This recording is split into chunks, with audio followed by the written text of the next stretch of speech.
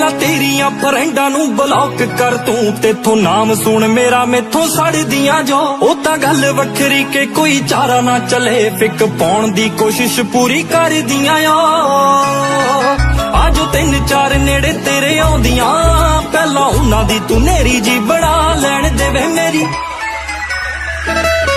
ਹਾਂ ਮੇਰੀ ਮਰਜ਼ੀ ਤੋਂ ਬਿਨਾਂ ਸਾਹ ਲੈ ਕੇ ਵਿਖਾਈ